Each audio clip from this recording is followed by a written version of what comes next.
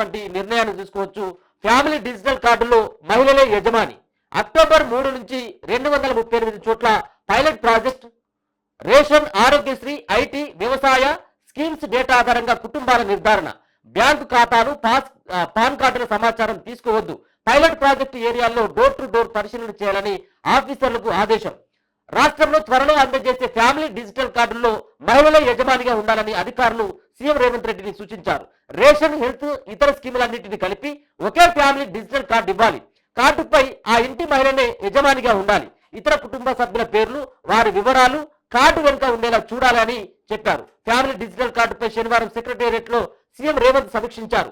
ఈ నెల 25 నుంచి 27 వరకు రాజస్థాన్, హర్యానా, కర్ణాటక, మహారాష్ట్రలో పర్యటించిన ఆఫీసర్లు తమ అధ్యయనంపై పవర్ పాయింట్ ప్రజెంటేషన్ ఇచ్చారు. కార్డుల రూపకల్పనలో ఆయా రాష్ట్రాలు సేకరించిన వివరాలు, కార్డులతో కలిగే ప్రయోజనాలు, లోపాలను వివరించారు. అనంతరం CM Revanth Reddy family digital కార్డుల రూపకల్పనపై అధికారులకు పలు ఆదేశాలు, సూచనలు కూడా ఇవ్వడం జరిగిందట.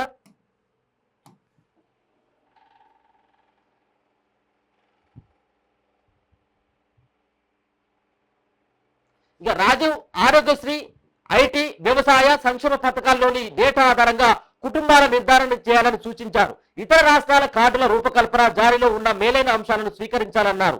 బ్యాంకు ఖాతాలు, పాన్ కార్డుల వంటి అనవసర సమాచారం సేకరించాల్సిన అవసరం లేదని చెప్పారు. ప్రతి అసెంబ్లీ సెగ్మెంట్ లో 2 చోట్ల డోర్ టు డోర్ పరిశీలన.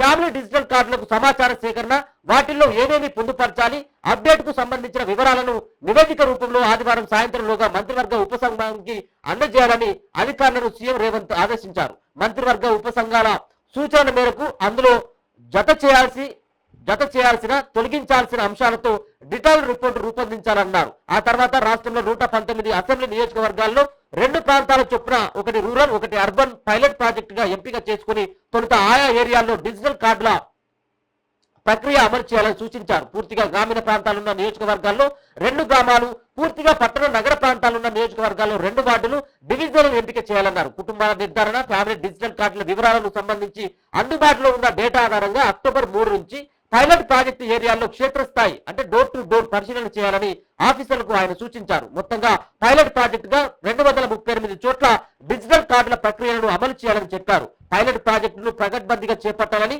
ఇందుకు గ్రామీణ ప్రాంతాల్లో ఆర్డీఓ స్థాయి అధికారిని, పట్టణ నగర ప్రాంతాల్లో జోనల్ కమిషనర్ స్థాయి అధికారిని పర్యవేక్షకులకు నియమించాలని, ప్రతి ఉమ్మడి జిల్లాకు ఇటీవల వరదల సమయంలో వేసిన సీనియర్ అధికారులను పర్యవేక్షకులుగా నియమించాలని సిఎస్ శాంతికుమారిని సీఎం రేవంత్ ఆదేశించారు. క్షేత్రస్థాయి పరిశీలన సమగ్రంగా, ఖచ్చితత్వంతో చేపట్టాలని, ఎటువంటి లోపాలకు తావు లేకుండా చూడాలని స్పష్టం చేశారు.